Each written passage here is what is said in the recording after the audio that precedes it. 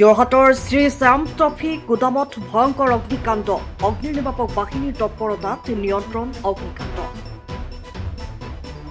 যোৰহাটৰ chamber road স্থিত ব্যৱসায়ী অনিল পাৰিকৰ শ্ৰী শ্যাম ট্ৰফী নামৰ গুদামত শনিবাৰে নিশা হঠাতে ভয়ংকৰ অগ্নিকাণ্ড সংঘটিত হোৱাত সমগ্ৰ অঞ্চলতে আতংক আৰু হাহাকাৰময় পৰিস্থিতিৰ সৃষ্টি হয়। গুদামটোৰ পৰা জুইৰ লেলিহান শিখা আৰু ধোঁৱা ওলাই অহা দেখি স্থানীয় লোকে তৎক্ষণাত অগ্নিনিৰ্বাপক বাহিনীক খবৰ দিয়ে। খবৰ লাভ কৰাৰ পিছতে অগ্নিনিৰ্বাপক বাহিনীৰ কেইবাখনো গাড়ী ঘটনাস্থলীত উপস্থিত হয় আৰু দীৰ্ঘ সময়ৰ প্ৰচেষ্টাৰ অন্তত জুই সম্পূৰ্ণৰূপে নিয়ন্ত্ৰণলৈ আনে।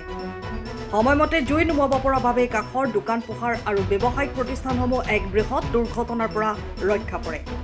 অগ্নিকাণ্ডত গুদামত সংৰক্ষিত বৃহৎ পৰিমাণৰ সামগ্ৰীৰ ক্ষয়ক্ষতি হোৱা বুলি আশংকা কৰা হৈছে।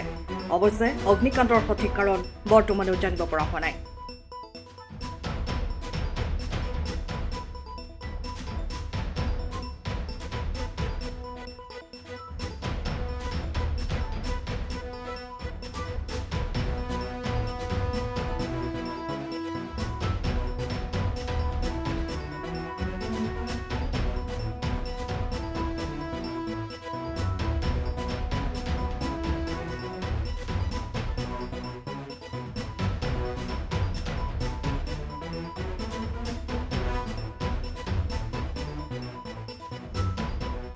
সময়ৰ খবৰ সময়ত পাবলৈ ফলো কৰক টাইম অফ আছাম।